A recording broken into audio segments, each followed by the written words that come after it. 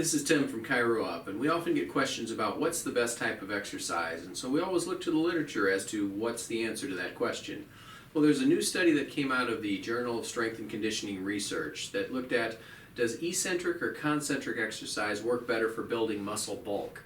So it found that when it comes to building muscle bulk, that they're about the same, maybe a slight advantage for eccentric contractions over concentric contractions, but both are necessary to build muscle.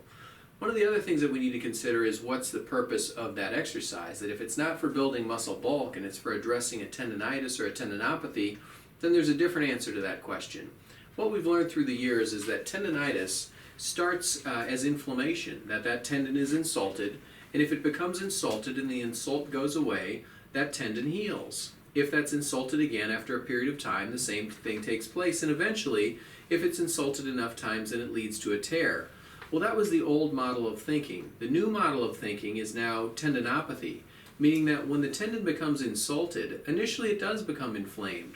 But if that insult sticks around, that inflammation changes from an overactive inflammation to an underactive inflammation. In fact, it turns into a failed healing response, where that we see tendon degeneration and collagen breakdown.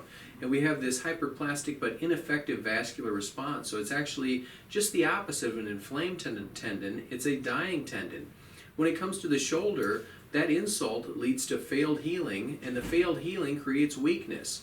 Well, unfortunately, that weakness involves the rotator cuff tendon, the exact tendon that's insulting this in the first place.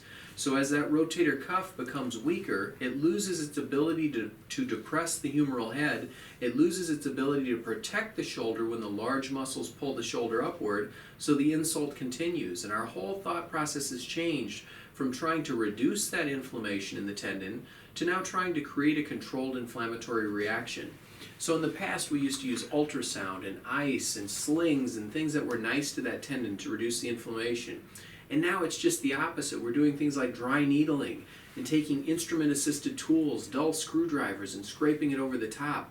We're doing things to promote a controlled inflammatory reaction. And we find that there's one type of exercise that absolutely works best for that, and that's eccentric exercise.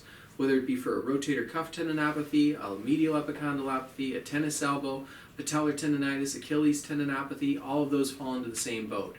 Create a controlled inflammatory reaction through eccentric exercise. So the answer to the question is, it depends on what your goal. If you're looking to build bulk, you can use either eccentric or concentric. If you're looking to restore the integrity to a tendon, you're going to be better off with eccentric exercise. I hope this helps.